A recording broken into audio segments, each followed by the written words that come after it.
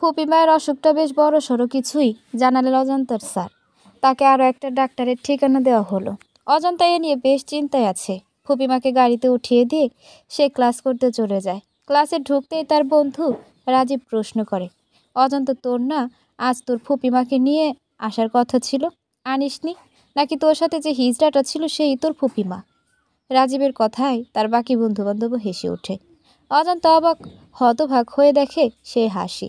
হ্যাঁ, তার নতুন বন্ধুমহল জানতো না অজান্তার পরিচয়। কেবল জানতো অজান্তা ফুপিমায়ের বাড়িতে থাকে, কিন্তু তার ফুপিমা যে তৃতীয় লিঙ্গের কেউ সে সবার অজানা।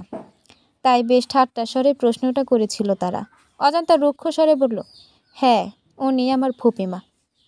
অজান্তার উচ্চারিত বাক্য যেন এখানে বিস্ফোরণের মতো কাজ করলো। সবাই ড্যাব ড্যাব করে তাকিয়ে রইল অজান্তার দিকে।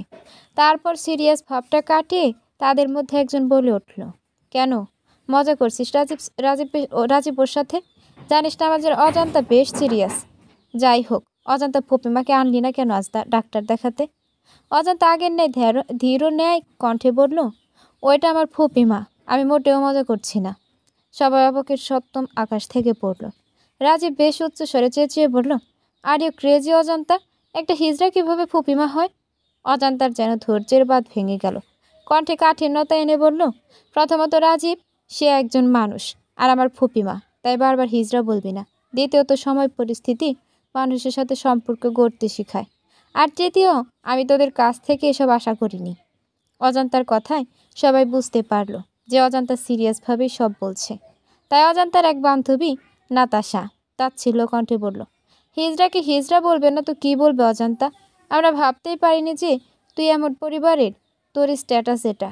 এখন তো লজ্জায় নাক কাটা যাচ্ছে। ভাগ্যিস আজ জানতে পারলাম। নিজের বন্ধুবান্ধবের এমন কথায় অজান্তা যেন টিকে থাকতে পারল না। আকস্মিক ধাক্কায় সে নিস্তব্ধ। তবুও কাঁপা কাঁপা কণ্ঠে বলল, তোদের মতো মানুষগুলোর থেকে ওই তৃতীয় লিঙ্গের মানুষগুলো বেশি ভালো। তোরা না মেডিকেল স্টুডেন্ট, তাহলে এমন মূর্খের মতো কথা কিভাবে বললি? কারো শারীরিক অক্ষমতার জন্য ওপরওয়ালা ছাড়া কেউ দায়ী না, তাহলে কেন এত নিচু তাদের ভাবছিস? আমি সত্যি হতবাক তোদের আচরণ দেখে। অজান্তার কথা শেষ হতেই তার বন্ধুবান্ধব হাসি ঠাট্টা করে চলে গেল। ক্লাসেও মোটামুটি আলোচনা শুরু হয়ে গেল। আলোচনার মুখ্য টপিক অজান্তা আর তার ফুপিমা। বেশ হাসাহাসি ঠাট্টা তামাশা শুরু হয়ে গেল। এর মাঝে ক্লাসে হাজির হয় তাদের টিচার ডক্টর সৃজন। তাকে দেখেই সবাই সম্মানের সহিত উঠে দাঁড়ালো। ডক্টর সৃজন সবাইকে হাসতে দেখে ভ্রুকুচকি সবসময় নেয় মুচকি হাসি রেখেই বলে উঠল, কী খবর স্টুডেন্টস? সবার মনে হচ্ছে আজ ভীষণ ভালো। কি ব্যাপার? ক্লাসের সবচেয়ে অহংকারী মেয়ে টিয়া বাঁকা হেসে দাঁত তুলে বলল, স্যার আমি বলবো? ডক্টর সৃজন ঘাড় কাত করে বলল, ইয়েস রিয়া, বলেন। রিয়া মুখটা আমার ভাব করলো যেন ভীষণ ইন্টারেস্টিং কিছু এখন বলবে। তারপর বাঁকা চোখে অজান্তার দিকে তাকিয়ে বলে, আমাদের দ্য গ্রেট শাড়ি পরা দিদিমণি অজান্তার ফুপু এসেছিল আজ হসপিটালে। এতটুকুই সৃজন বুঝতে পেরেছে কী নিয়ে এত হাসাহাসি।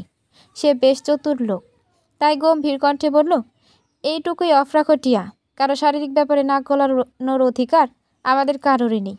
এই যে এত হেসে হেসে যে কথাটা বলতে নিচ্ছ, সেটা বলার আগে একটা কথা মাথায় রেখো, যে ওই রকম মানুষ আমি তুমি হতেও পারতাম। অজান্তা যেন স্যারের আচরণে অবাক না হয়ে পারল না। কত সুন্দরভাবে স্যার সবাইকে যোগ্য জবাব দিল। হঠাৎ করে অজান্তার নিজেকে অসহায় মনে হলো। যাদের আজ তার পাশে থাকা উচিত ছিল তারাই মজা ওড়াচ্ছে। অজান্তা নিজের অভিব্যক্তি বুঝতে না দিয়ে স্যারকে বলে ক্লাস থেকে বের হয়ে গেল। পার্কের এক কিনারে বসে আছে অজান্তা। আজ কোচিং বন্ধ, বিধায় টিউশনি তাড়াতাড়ি করিয়ে এই পার্কটায় এসে বসেছে। এটা যেন শান্তির নীড়। ছোট ছোট বাচ্চারা খেলা করছে, মধ্যবয়স্ক লোকেরা হাঁটাহাঁটি করছে, মহিলারা কথা বলছে। এমন কত রঙিন চিত্রই দেখা যায় এখানে। জগতে সব ধরনের মানুষের উদাহরণ হিসেবে এখানে এক একজনকে পাওয়া যাবে। হঠাৎ অজান্তা খেয়াল করলো চারপাশে এসে কেউ বসেছে তার পাশে। অজান্তা মাথা তুলে তাকায়। 60 বৃদ্ধ আনোয়ার হোসেন তার পাশে বসা।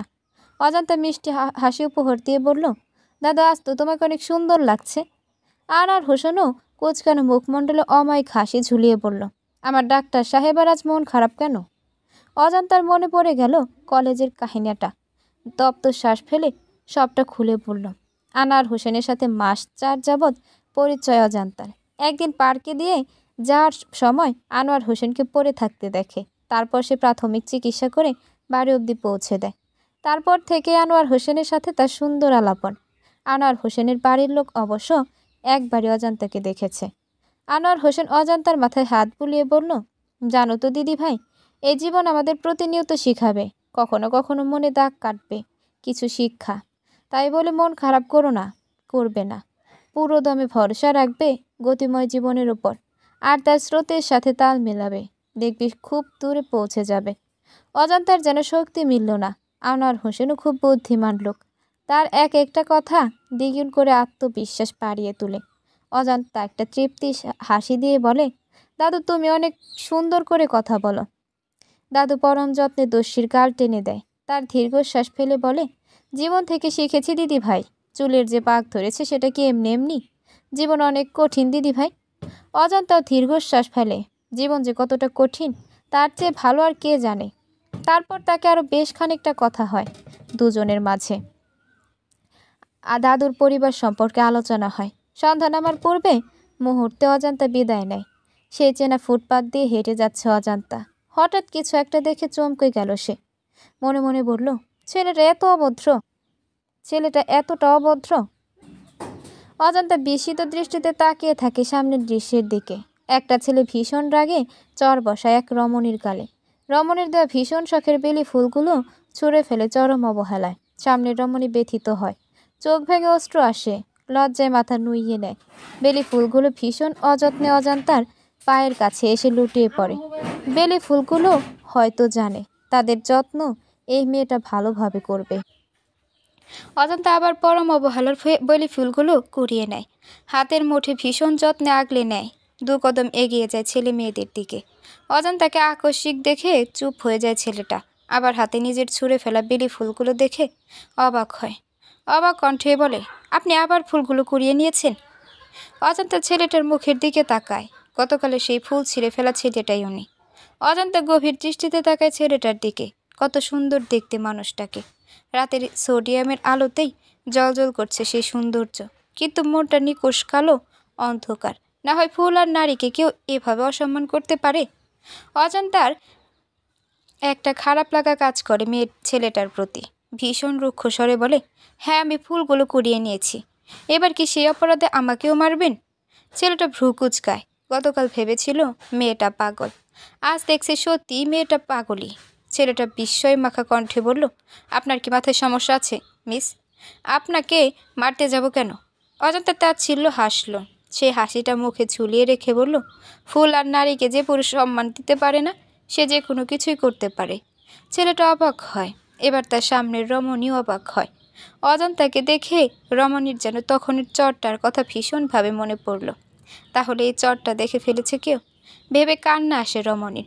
অভিমানী দৃষ্টি ফেলে ছেলেটার দিকে, তারপর গাল ফুলিয়ে গিয়ে গাড়িতে বসে পড়ে সে।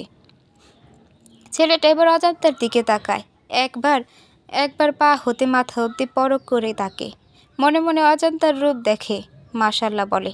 তারপর কতক্ষণ পর ছেলেটা শক্ত কণ্ঠে বলে, মিস, বারবার আপনার এই ফুল কুড়িয়ে নেওয়া ব্যাপারটা আমার মোটেও ভালো লাগে না। আপনার জানা উচিত অন্য কারো ব্যাপারে দখলদারি করা উচিত না। আর আপনি আমার অনেক ছোট, বোঝাই যাচ্ছে।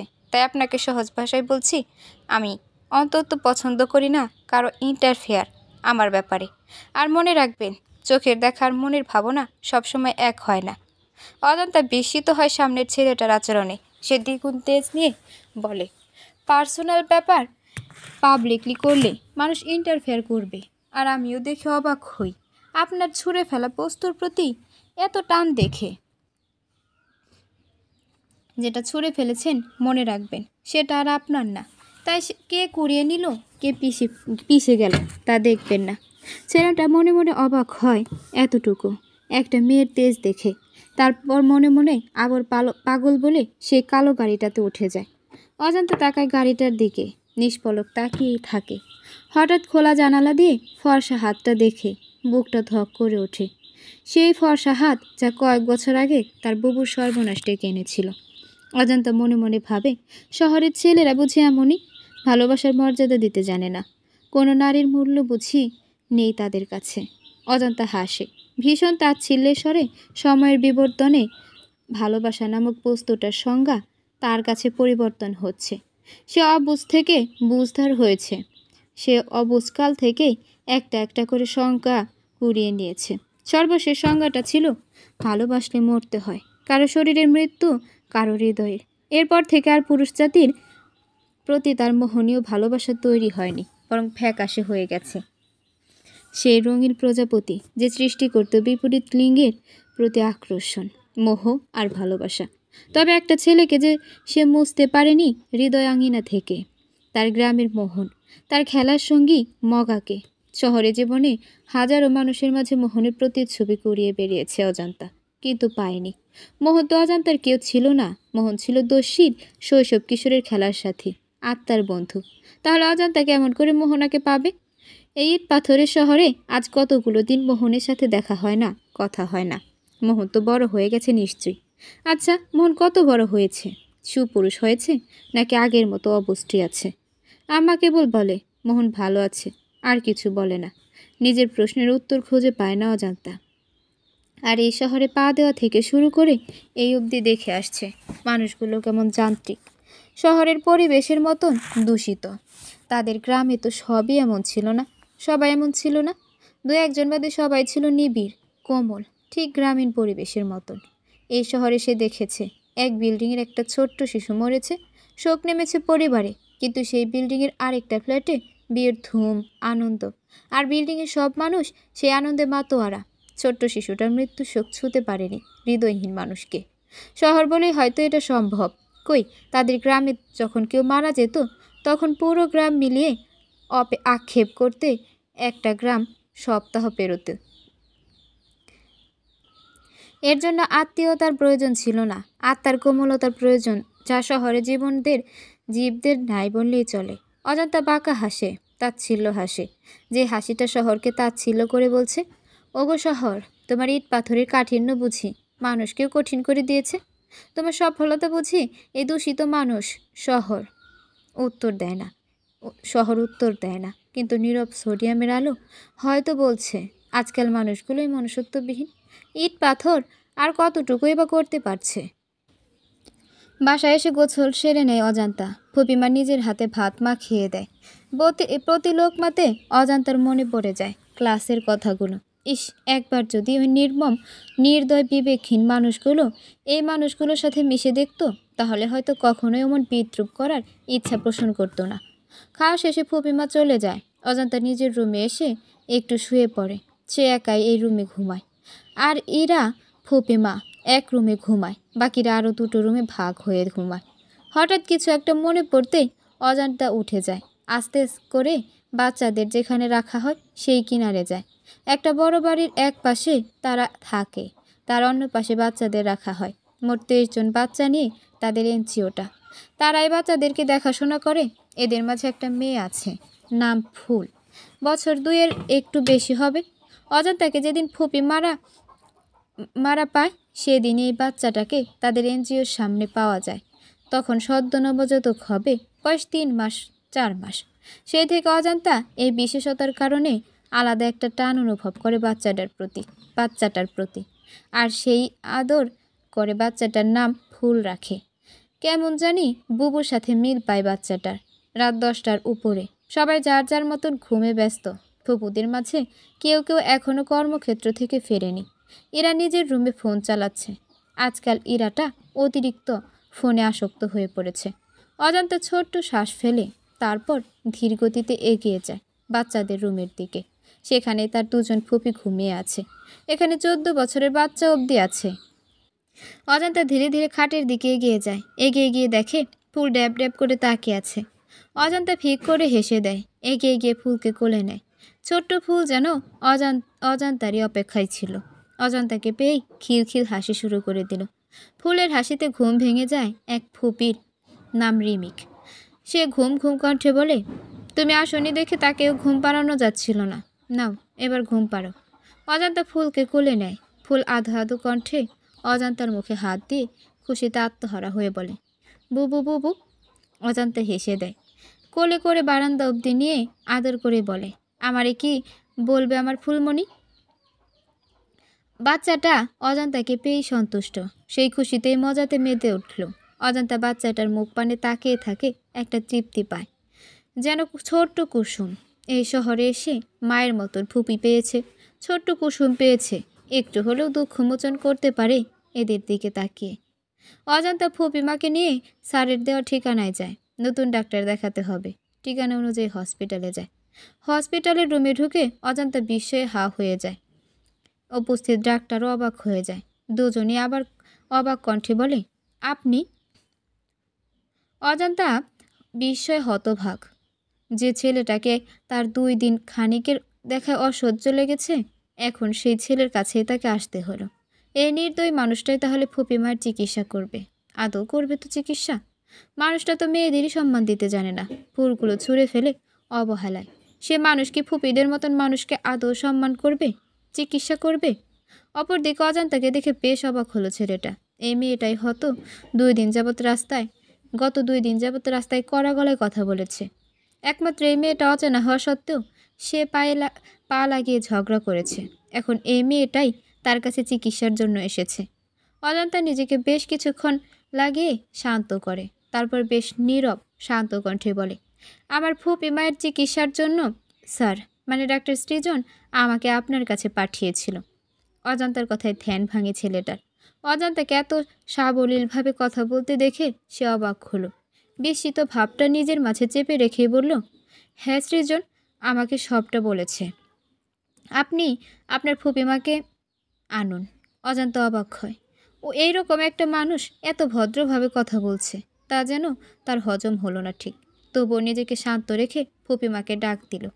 তার মনে অবশ্য একটু ভয় ভয় করছে যে ফুপিমাকে দেখে ছেলেটা না আবার উল্টোপাল্টো আচরণ করে বসে। ঐক্যমত্যি মানে অজান্তার ফুপিমা হাজির হতে ছেলেটা ভ্রু কুঁচকে ফেলে। একজন তৃতীয় লিঙ্গের মানুষ এই মেয়ের ফুপিমা। অদ্ভুত কৌতূহল জাগলো তার, একটা তৃতীয় লিঙ্গের মানুষ কিভাবে ফুপিমা হয়। কিন্তু কৌতূহলটা ভেতরে জমিয়ে রেখেই সে সাবলীলভাবে বলল, বসুন আপনারা, আর সব সমস্যা খুলে বলুন। অজান্তা আরেক ধাপ অবাক হয়, মনে মনে প্রসন্ন হয় দারুণ সর্বনাশের প্রতি। হ্যাঁ, অজান্তা ছেলেটার নাম দিয়ে দেখেছে, মিস্টার সর্বনাশ। অজান্তার কেন যেন মনে হয় সে যে কারণে শহরে পড়ে আছে সেই কারণটার খুব দ্রুতই সমাধান হবে। হয়তো কারণটা তার সামনে। তার আপুর জীবনের পরম সর্বনাশ যার জন্য হয়েছে তাকে হয়তো অজান্তা পেয়ে গেছে, তাই তো তার নাম রেখেছে মিস্টার সর্বনাশ। অজান্তার নামের কথা মনে পড়ায় খুব আগ্রহ জাগলো এই ছেলেটার নাম জানার। তারপর পূর্ব দৃষ্টিতে তাকালো ছেলেটার পানে। সাদা ডাক্তারি অ্যাফ্রমের উপর নেম প্লেটের রূপলি অক্ষর চিকচিক করছে। অ্যাফ্রমটা একটু কুঁচকে আছে দেখে পুরো নামটা দেখা যায় না, শুধু দেখা যাচ্ছে এহসান। অজান্তার আপনা আপনি ভ্রুযুগল কুঁচকে গেল, মনে মনে 2-3 বার শিখিয়ে দেওয়া বুলির মতন আওড়ালো, এহসান এহসান। স্মৃতিতে কিছু একটা বাধা প্রাপ্ত হলো। সে নামটা শুনেছে কোথাও, কিন্তু কোথায় শুনেছে ঠিক মনে করতে পারছে না। ততক্ষণে ডাক্তারের সাথে ফুপিমার সকল কথাবার্তা শেষ হয়ে যায়। কিছু টেস্ট করাতে বলা হয়। ফুপিমা উঠে যেতে ভদ্রতার সাথে বিদায় জানালো ডক্টর এহসান।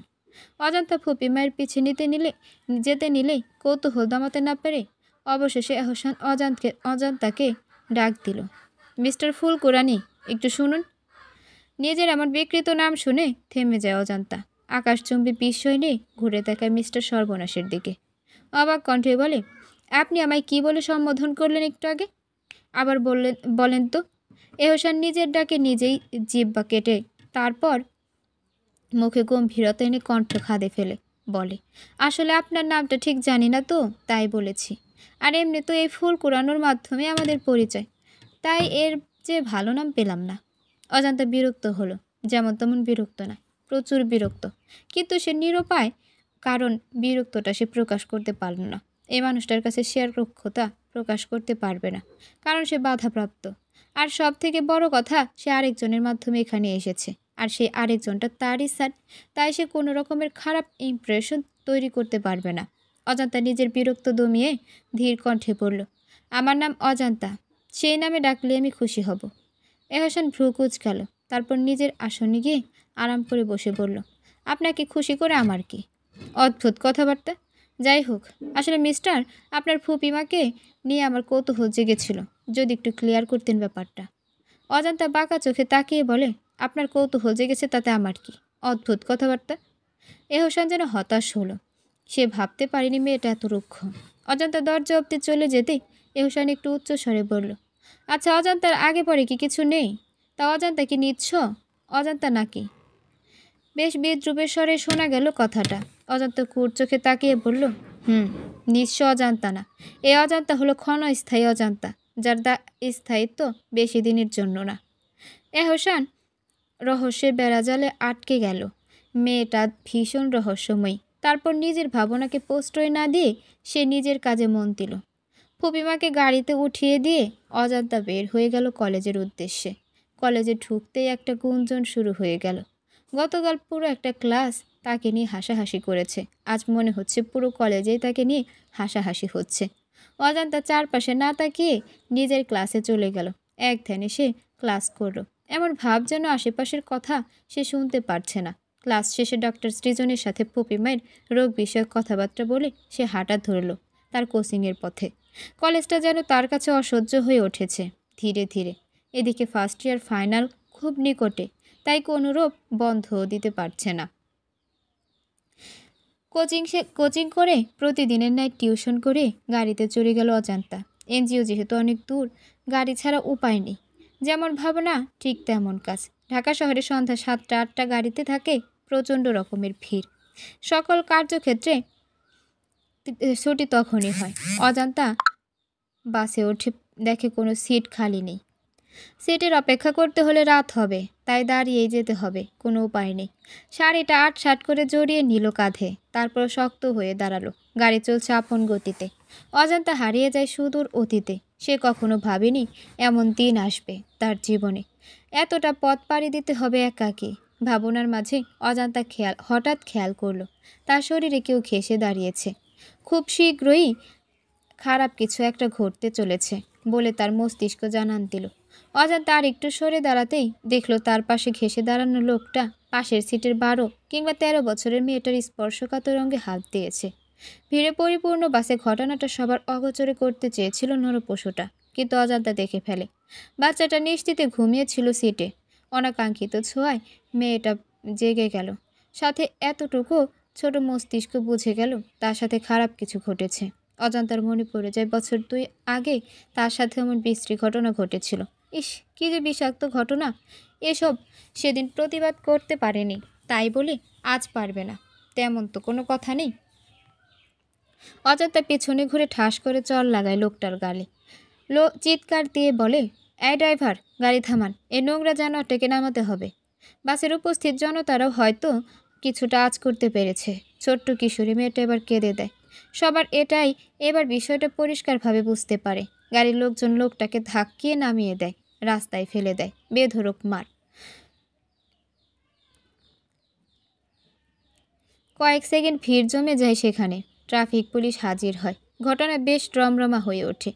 এহসান বরাবরের মতনই সেই পথ দিয়ে গাড়ি নিয়ে যাচ্ছিল। হঠাৎ এত গণ্ডগোল দেখে গাড়ি থেকে নামে। ঘটনার মধ্যমণি অজান্তাকে দেখে মুখ চোখ কুচকায়। ঘটনাটা না জেনেই মনে মনে বিরক্তির সুরে বলে ফেলে, এই মেয়ে ঝামেলা ছাড়া কিছুই পারে না। এই মেয়ে দেখছি ঝামেলা ছাড়া কিছুই পারে না। আজও পথের ধারে বেলি ফুল পড়ে থাকতে দেখে অজান্তা, তবে আশেপাশে গাড়িটা নেই। অজান্তা যত্ন করে ফুলটা তুলে নেয় আর মনে মনে বলে, এই লোকটাকে ফুল দেয় কেন কেউ? আমি বুঝি না। যে মানুষটা একটা জিনিসের মর্যাদায় রাখতে পারে না, সে মানুষটাকে কেন দেয়া হয় সেটা? অজান্তা বেলি ফুলটা নিয়ে হাঁটতে হাঁটতে অতীতের স্মৃতিচারণ করে। বুবুর মাথায় যখন শাহিন ভাই ফুল গুজে দিত, তখন বুবু কত খুশি হতো। আবার ভাবে, এই ডাক্তার এহসানের মাঝে কিছু তো আছে। তার কেন জানি মনে হয় এই গুপ্ত এহসানই শাহিন ভাই। সে কি ঠিক অনুমান করছে? আজ রাতে আর ঘুম আসবে না অজান্তার। বিছানা থেকে উঠে বসলো। একটু সারা ঘর হাঁটাহাঁটি করলো। ফুল তার ঘরেই ঘুমিয়ে আছে। অজান্তা কতক্ষণ গিয়ে ফুলের নিষ্পাপ মুখটার দিকে তাকিয়ে রইল। কুসুমের অভাবটা আজকাল বড্ড পোড়ায়। যখন এই ছোট্ট ফুলকে দেখে মনে হয় যেন বুবু খিলখিল করে হাসছে। অজান্তা দীর্ঘ নিঃশ্বাস ফেলে। মোবাইলটা হাতে নিয়ে দেখে রাত 3:30। অজান্তা ঘুমে রুমের বাহিরে যায়। খুব পানির পিপাসা পেয়েছে তার। রান্নাঘরে গিয়ে পানি খায়। রুমে ফিরে আসার সময়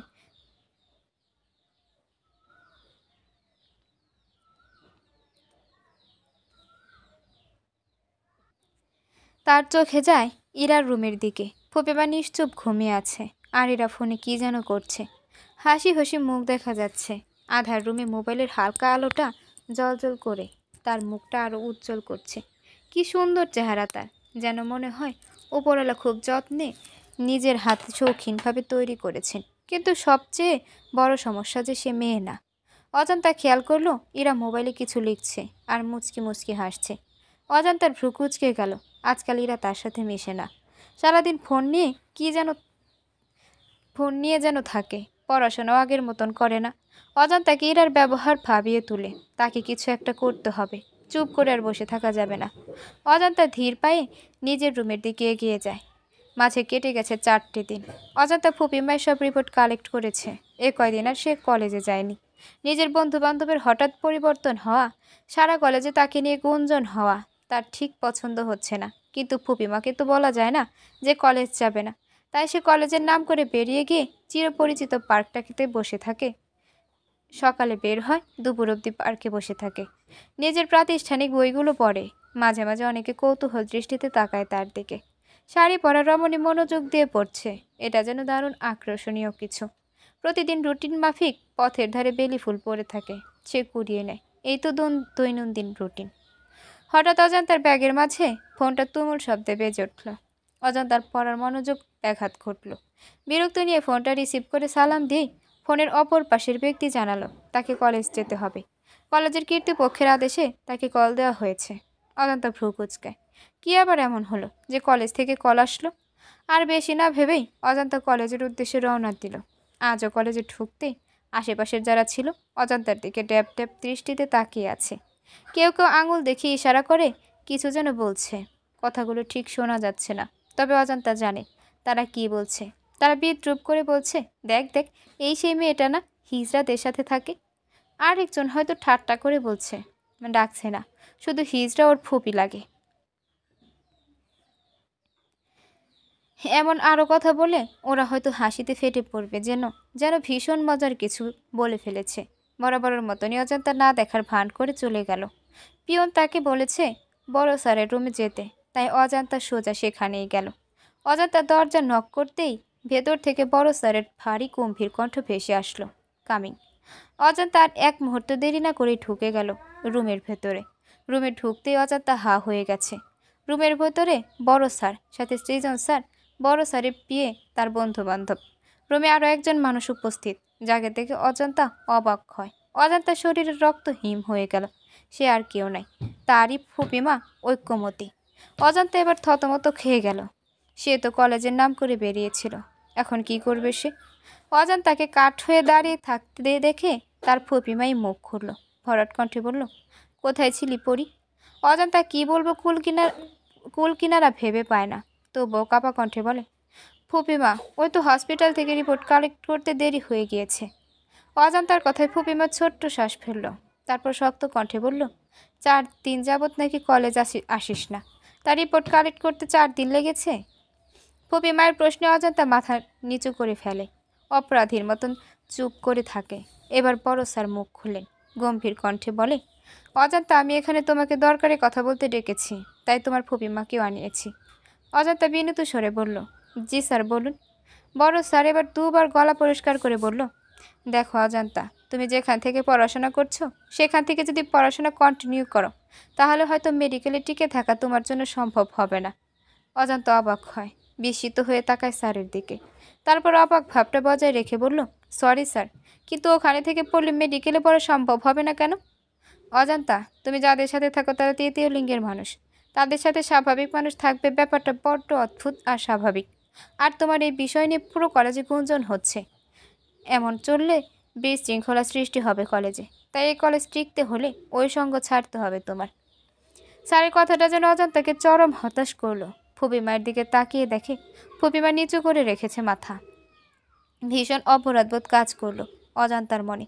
সে ধীর কণ্ঠে বলল, স্যার, যারা গুঞ্জন করছে তাদের কিছু না বলে যাকে নিয়ে গুঞ্জন করছে আপনি তাকে বলতে আসছেন। আর স্যার, আপনি আপনার পরিবার ছাড়া থাকতে পারবেন? তাহলে আমায় কিভাবে বলছেন পরিবার ছাড়া থাকতে? দিন দুনিয়া আমার এই মানুষগুলো ছাড়া আর কেউ নেই। তাহলে আমি এদের ছেড়ে কোথায় যাব? অজান্তার কথাগুলো যেন পছন্দ হলো না বড় স্যারের। কপাল কুঁচকে বলল, দেখো অজান্তা, তুমি ভালো ছাত্রী, তুমি চাইলে আমাদের হোস্টেলে থাকলে আমি ব্যবস্থা করে দেব। অজান্তা তাচ্ছিল্য হাসল, তারপর কঠিন স্বরে বলল, স্যার, আপনি বরং আমার মেডিকেলে টিকে থাকা অসম্ভব করুন। আমিও দেখি কোন নিয়ম আছে তৃতীয় লিঙ্গের মানুষদের সাথে থাকলে পড়াশোনা করা যাবে না। অজান্তার কঠিন স্বর যেন এবার বড় স্যারকে টলাতে পারল। সে আমতা আমতা করে বলল, তোমার ক্লাসের ছেলে মেয়েরাই বলেছে তুমি সেখানে থাকলে তাদের পড়াশোনা করতে অসুবিধা। অজান্তা এবার নিজের বন্ধুদের দিকে তাকায়। তাহলে এই কাজটা তারাই করেছে। অজান্তা বন্ধুদের পরখ করে বলল, স্যার, তাহলে যার অসুবিধা সে পড়বে না এখানে। এর মাঝে আপনি আমায় আবার টানলেন কেন? যার সমস্যা সে না থাকলেই হয়। স্যারের যেন জবান বন্ধ হয়ে গেল। সৃজন একটা মুচকি হাসি দিল। অজান্তা ফুপিমার হাত ধরে বেরিয়ে আসলো।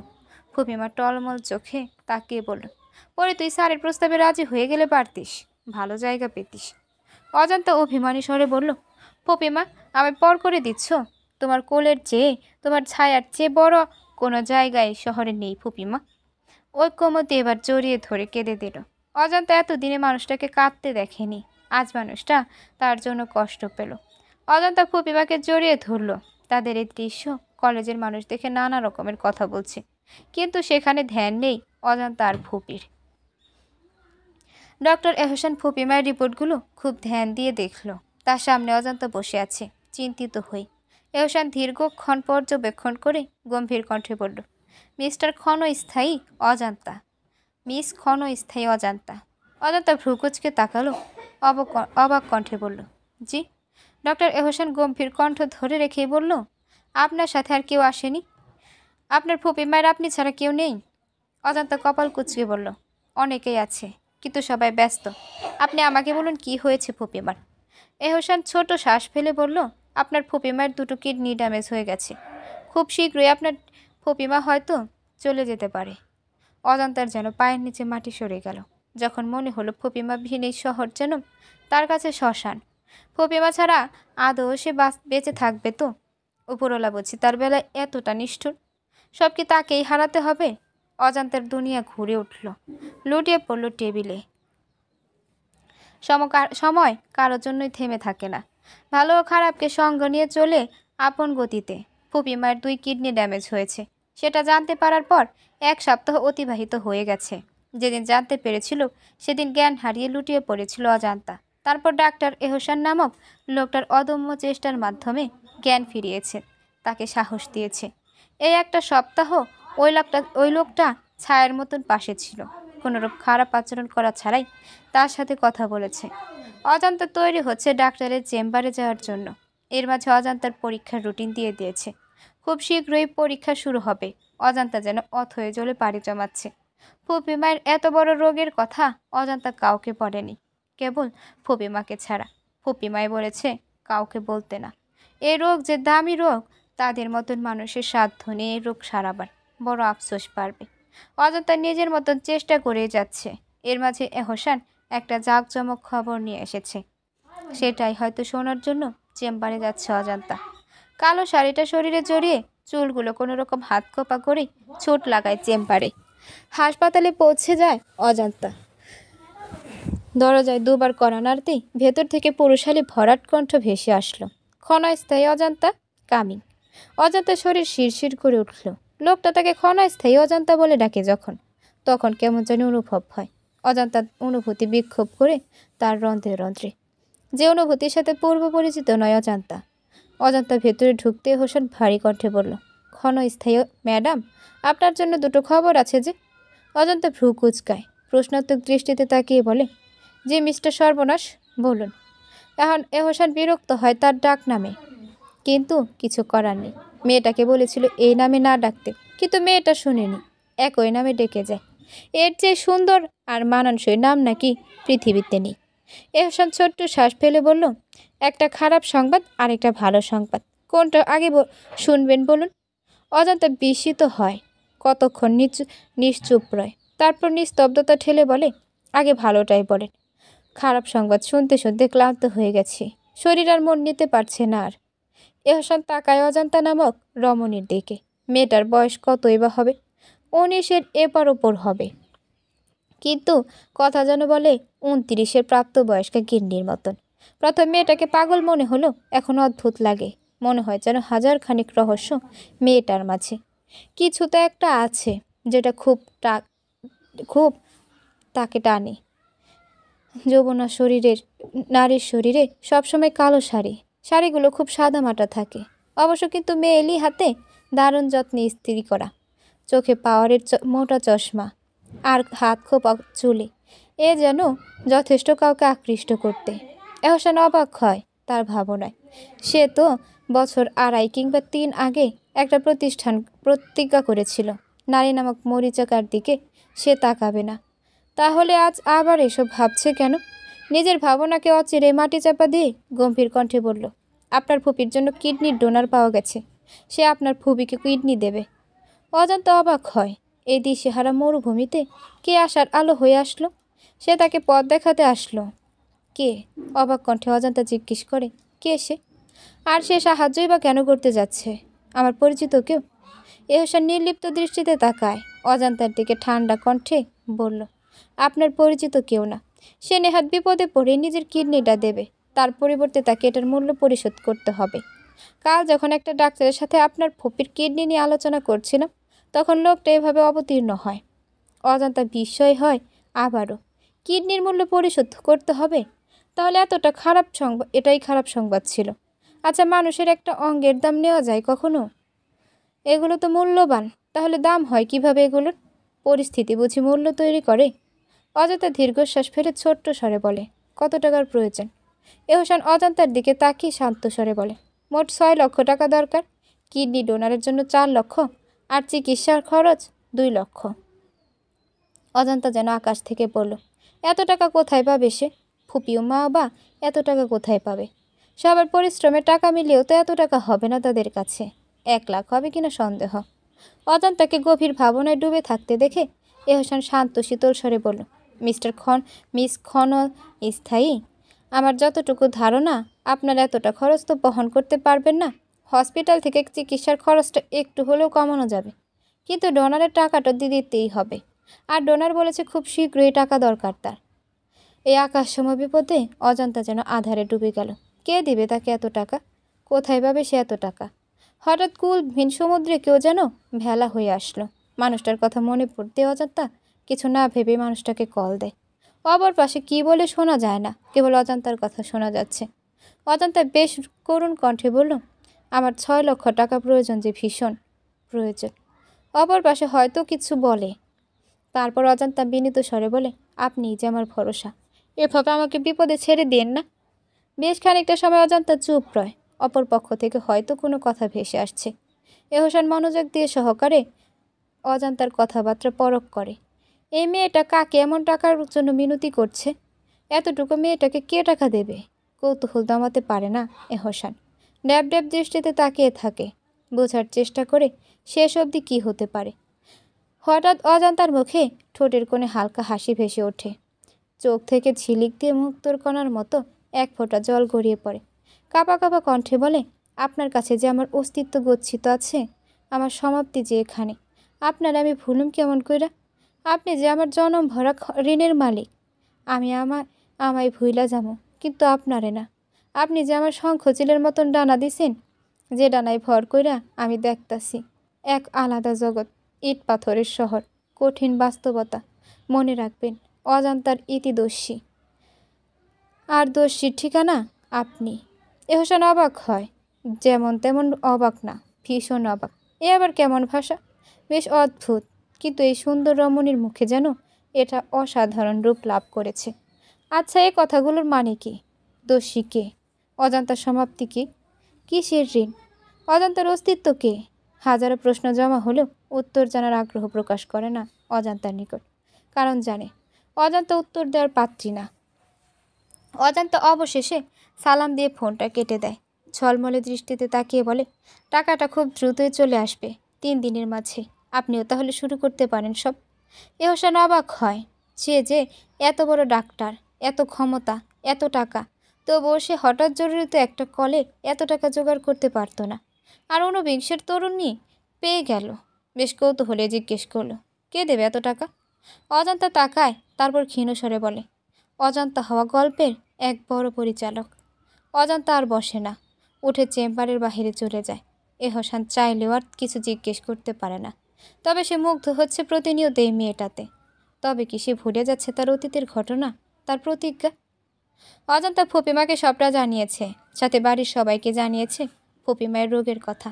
কিন্তু কে টাকা দিচ্ছে সেটা কাউকে বলেনি, শুধু বলেছে তার উপর ভরসা রাখতে। ফুপিমা অনেক বলেও অজান্তার জায়গাটাকে টলাতে পারেনি। সবাই অবশ্য রাগারাগি করেছে রোগটা এতদিন গোপন করে রাখতে। ইরা তো বলে ফেলেছে, বাহ ফুল মা, আজ অজান্তা তোমার কাছে এত বেশি হয়ে গেল যে তোমার রোগের কথা জানে, কিন্তু আমরা না। ফুপিমা তখন কড়া গলায় এক ধমক দেয়, শাসনের সুরে বলে, আমার রোগের কথা তো আমি কাউকে বলিনি। আমার প্রতি যার খেয়াল আছে সে নিজের ইচ্ছায় জেনে নিচ্ছে। কই, এরা তোর সাথে তো এরকম তো একই রুমে থাকে, কখনো তুই জিজ্ঞেস করেছিলি ফুলমা তোমার কি হয়েছে?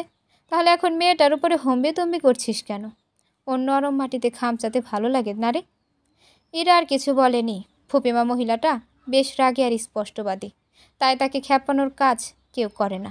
সবাই যখন যার যার মতন চলে গেল, তখন অজান্তা ফুপিমায়ের দিকে এগিয়ে এসে বলল, ফুপিমা, ইরাটাকে না বকলেও তো পারতে। ফুপিমা হাসে, ভীষণ তাচ্ছিল্যে হাসে, তারপর বাঁকা হেসে বলে, তুই কি ভাবছিস আমার অনেক মানুষ, সবাই আপন? না রে পড়ি, সবটা মাকাল ফল, উপর দিয়া ভীষণ সুন্দর, ভিতরে দিয়া সবটাই ফাঁকা রে পড়ি। তুই তো এতদিনে বুঝেই গেছিস ইট পাথরের শহরে সবাই কঠিন, কেউ কারো না রে। সব মানুষ খারাপ, শালা হিজড়া হয়েছে তো কি হয়েছে, সে তো মানুষেরই জাত। মানুষের রক্তে যে আজকাল স্বার্থপরতার গন্ধ। যে বুক দিয়ে আঁকলে রেখেছি সবাইকে, দেখবি সুযোগ পেলে সে বুকেই বিরাট ঘা করে দিয়ে যাবে। অজান্তা ফুপিমায়ের আফসোস মাখানো কথায় কেমন জানি ব্যথা অনুভব করে বুকের বাঁ পাশটায়। ফুপিমা কি বোঝাতে চাইল তাহলে? ওপর দিয়ে যা দেখছে আসলে তা সত্যি না। এই বট গাছের মতন ছায়া দেওয়া মানুষটা এতটা ক্ষয় হয়ে আছে ভেতরে গিয়ে, জেনেও তার ছায়ায় থাকা মানুষগুলোর কোনো মাথা ব্যথা নেই। মানুষ সত্যি হলো সে চেনা বড্ড মুশকিল। কখনো বট গাছকে ভেঙে যেতে দেখেছো ফুপিমা? যে বট গাছ একসময় অনেকগুলো মানুষকে ছায়া দিত তার বিশালতা দিয়ে, সেই বট গাছকে কখনো ক্ষয় হতে দেখেছো? যে গাছটার শিকড় মাটির অনেক গভীর অবধি চলে গিয়েছে বলে মায়া কাটিয়ে যেতে পারেনি, সেই গাছটাকে সামান্য ঝড়ে টলে যেতে দেখেছো ফুপিমা? হয়তো দেখোনি, কিন্তু আমি দেখেছি যে ফুপিমা তার প্রশস্ত বুক দিয়ে হাজারো ঝড়ঝাপটা থেকে আমাদের বাঁচিয়ে রেখেছে। আজ সেই ফুপিমা দারুণ ঝড়ে টলে যাচ্ছে, কিন্তু আমাদের তাকে বাঁচানোর কোনো তাগিদ নেই। তাহলে কি এটাকেই বলে স্বার্থপরতা? অজান্তার নীরব অভিযোগগুলো শুনে ফুপিমা তারপর অজান্তার মাথায় হাত বুলিয়ে মুচকি হেসে বলে, বট গাছের কাজই ছায়া দেওয়া। বট গাছ ছায়া দিতে গিয়ে কখন মায়ায় পড়ে যায় সেটা সে নিজেও জানে না। তারপর সেই মায়া কাটাতে না পেরে সে থেকে যায় কতটা বছর। আর বট গাছের সময় ফুরিয়ে এলে তাকে ডালপালা গুছিয়ে চড়ে যেতেই হয়। আর ততদিনে তার ছায়া থাকা চারা গাছগুলো নিজেদের একটা ছায়া তৈরি করে নেয়। তুই কষ্ট পাবি না পড়ি, তোর জীবনে তুই আরও এগিয়ে যাবি যে কোনো মূল্যে। অজান্তা কেঁদে দেয়, ফুপি মায়ের কোলে মুখ ডুবিয়ে অস্ফুট স্বরে বলে, দিন দুনিয়ায় আমার যে কেউ নাই ফুপিমা। যারা আঁকড়ে ধরতে গেছি সেই ফোরলুড়ে বালির মতন হাত ফসকে পড়ে গেছে। দেখতে দেখতে প্রায় 3টা বছর আমি তোমার ছায়ায় আছি, তুমি ছাড়া আমার কোনো গতি নেই। ফুপিমা হেসে দেয়, হেসে বলে, কারার জন্য কেউ থেমে থাকে না পড়ি। এই যে তুই তোর মাকে বুবিকে এত ভালোবাসিস, তোর বন্ধুকে চোখে হারাতিস, আজ তাদের ছাড়া তুই বেঁচে আছিস না। মানুষের শূন্যস্থান পূর্ণ হয়ে যায়, তুই চিন্তা করিস না। অজান্তা তাচ্ছিল্য হেসে বলে, তাদের যে প্রতিনিয়ত মনে করি আমি কিভাবে গুমড়ে মরি তা তোমায় বোঝাতে পারবো না ফুপিমা। আমি মাঝে মাঝে অবাক হই, রক্তের সম্পর্ক না থেকেও মানুষগুলো তো আপন হয় কিভাবে। মা, বুবু, ওদের সাথে তো রক্তের সম্পর্ক আমার নেই, কিন্তু একজন আমায় বাঁচাতে নিজের জান দিয়ে দিল, আরেকজন নিজের সর্বস্ব দিল। আমার বড় মানুষ, আমায় বড় মানুষ বানাতে। আর মোহন, সে তো আমার শৈশব কৈশোরের সঙ্গী, সে মানুষটা আমার রক্তের না, কিন্তু সেও আমায় নিজের জীবন ঝুঁকিতে রেখে শহরের পথে পাড়ি জমানোর পথ দেখিয়ে দিল। আমি সেই দৃশ্য ভুলিনি ফুপিমা। ট্রেনের দরজায় তাকিয়ে স্টেশন অদৃশ্য হওয়া অবধি আমি তাকিয়েছিলাম আমার খেলার সাথীর পানে। ওর টলমনে দৃষ্টি অগোচর হয়নি আমার। ওর ভরা স্টেশনে নিজেকে নিঃসঙ্গ মনে হওয়া, ভাবো না আমি দেখেছি ফুপিমা। ফুপিমা অবাক কণ্ঠে বলল, মোহন তোর বন্ধু, তাই রক্তের সম্পর্ক না মানলাম, কিন্তু তোর বুবু আর আম্মা তোর রক্তের না মানে কি? অজান্তা হকচকিয়ে যায়। সে আনমনে কি বলে ফেলল? রক্তের সম্পর্ক কি সব? ফুপিমা অজান্তাকে ভাবতে দেখে অধৈর্য হয়ে বলল, তুই কি বলছিস একটু খোলাসা কর পড়ি, কিচ্ছু লুকাস না। অজান্তা কতক্ষণ নিষ্প্রাণ তাকিয়ে থেকে বলল, আমি ঠিক জানি না ফুপিমা সত্যিটা কি, কিন্তু আব্বা মাঝে মাঝে মারার সময় বলতো আমি নাকি পরগাছা, পাপ। ফুপিমা আতকে ওঠে, অবাক কণ্ঠে বলে, সে কি রে, এর অর্থ কি? অজান্তা মাথা নাড়ায়, মনে মনে বলে, কার পাপ সেটা আমি নিজেই জানি না। জন্ম আমার আজন্ম পাপ। চোখের পলকে দিন চলে যাচ্ছে। ফুপিমাকে হসপিটালে ভর্তি করা হয়ে গেছে ইতিমধ্যে। ফুপিমায়ের শরীর ধীরে ধীরে খারাপ হচ্ছে। অজান্তার স্যার ডক্টর সৃজন অনেক সাহায্য করেছে অজান্তার। এর মাঝে অজান্তা প্রথম বর্ষের ফাইনাল শুরু হয়ে গেছে। পড়াশোনার যাবতীয় সাহায্য ডক্টর সৃজন করেছে। ডাক্তার হোসেন দুবেলা এসে ফুপিমায়ের চেক আপ করছে। ঋতুর পরিবর্তন হচ্ছে নিয়ম মাফিক। গ্রীষ্মের পর বর্ষা, বর্ষার পর শরৎ, পালাক্রমে এসে এখন শীতে থেমেছে। শহর জুড়ে বেশ শীত পড়েছে। শহরে অত শীত পড়ে না, এই প্রচলিত কথাকে ভুল প্রমাণিত করতে এবারে শীত এসেছে হাড় কাঁপিয়ে, যেন জানান দিচ্ছে শীতের প্রকোপ। রাত 10টা বাজে। অজান্তা হসপিটালের উদ্দেশ্যে রওনা দিয়েছে। সারাদিন অজান্তার আজকাল তার পথে পথে কাটে। টিউশন আরও 2টো নিয়েছে। এখন তো ফুপিমাও অসুস্থ, এনজিওর ভার তার উপরে এসে পড়েছে ধীরে ধীরে। এতগুলো বাচ্চাকে পরিচালনা করা খুবই কষ্টকর। ফুপিমায়ের ব্যাংকে কিছু টাকা আছে, যা দিয়ে আপাতত চলে যাচ্ছে। অন্যান্য ফুপিরা ধীরে ধীরে দায়িত্ব থেকে কেমন সরে যাচ্ছে। অজান্তা দীর্ঘশ্বাস ফেলে। মানুষ পরিবর্তনশীল। ফুটপাতের মোড়ে বসে পড়ে অজান্তা। আজ কত বছর পরে তার ঘুম আসে না। বুবুর শরীরে ঘ্রাণ ছাড়া ঘুমানোর অভ্যাস তার এখনও হয়ে ওঠেনি। বড় রাস্তা দিয়ে সা করে ছুটে যাচ্ছে গাড়িটা। জায়গাটা একদম নিলিবিলি। আজও সে রাস্তায় বেলি ফুল পেয়েছে। এটা যেন দৈনন্দিন রুটিন হয়ে গেছে। সে মাঝে মাঝে অবাক হয়, লোকটা প্রতিদিন নিয়ম করে ফুলটা এখানেই কেন ফেলে যায়? আর কেই বা লোকটাকে প্রতিদিন ফুল দেয়? লোকটার সাথে যত মিশছে তত গভীরে তলিয়ে যাচ্ছে অজান্তা। তবে কি সে ভালোবাসার করুণ পরিণতির কথা ভুলে যাচ্ছে? অজান্তা হাঁটুর মাঝে মুখ লুকায়। মাথাটা যেন ফেটে যাচ্ছে যন্ত্রণায়। হঠাৎ পুরুষালী কণ্ঠ ভেসে আসলো। ভারী কণ্ঠে কেউ বলল, রাস্তায় বসে আছেন কেন? মানুষ দেখছে। অজান্তা বিরক্ত হয়, চরম বিরক্ত হয় লোকটার কথায়।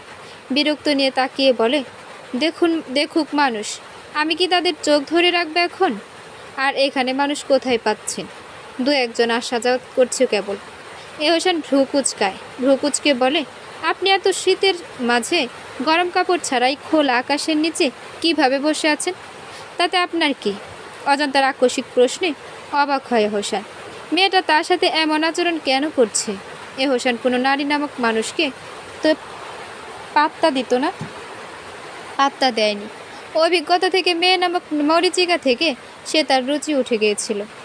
তাহলে আবার কেন জড়িয়ে যাচ্ছে সে রমণীর মায়াজলে? অজান্তা সম্বিত ফিরে পেল। ব্যতিব্যস্ত স্বরে বলল, আসলেই তো, ধন্যবাদ। হোসেন ছোট শ্বাস ফেলে মোলায়েম স্বরে বলে, চলুন আমার সাথে, আমি হসপিটালে যাচ্ছি। অজান্তা বাঁকা চোখে তাকায়, মুখ ঘুরিয়ে বলে, আমি একাই যেতে পারবো, ধন্যবাদ। হোসেনের মন ক্ষুণ্ণ হয়। অজান্তা তা পরোয়া না করে গট গট করে হেঁটে চলে যায়। হোসেন একটু কণ্ঠ উঁচু করে ডাকে, ক্ষণস্থায়ী শুনুন। অজান্তা না চাইতেও পিছু ফুরে মাথা দিয়ে ইশারা করে বলে, কি? হোসেন কণ্ঠ ধীর করে বলে, আপনার রুক্ষ আচরণ আমার বুকের বাঁ পাশে লাগে, এর কারণ কি বলতে পারবেন? হোসেনের প্রশ্নে অজান্তার মুখে লজ্জা খেয়ে গেল। কোনো ভয়ঙ্কর প্রণয়ে পা রাখছে অজান্তা। প্রণয়ের সমাপ্তি যে মৃত্যু, সে কি তার বুবুর কথা ভুলে গেল? অপারেশন থিয়েটারের বাইরে দাঁড়িয়ে আছে অজান্তা। এরা আর বাকি ফুপিরাও আছে এখানে। লোকটার কিডনি সংগ্রহ করা হয়ে গেছে, অপারেশন শুরু হয়ে গেছে। এহসানই দায়িত্ব নিয়েছে। সৃজন আজ অজান্তার পাশে আছে। শক্ত অজান্তা যেন ভেতর থেকে ভেঙে গেছে। ফুপি মায়ের কিছু হলে সে কি করবে? এর মাঝে অপারেশন থিয়েটারে থেকে বের হলো এহসান। অজান্তা কাপা কণ্ঠে বলল, কি মিস্টার সর্বনাশ, কি হলো? এহসান অজান্তার দিকে তাকিয়ে থাকে কতক্ষণ, মুখটা কালো করে বলে, আপনার ফুপি মায়ের দুটো কিডনি তো ড্যামেজ হয়ে গিয়েছিল। দুটো ফেলে একটা কিডনি প্রতিস্থাপন করা হয়েছিল, কিন্তু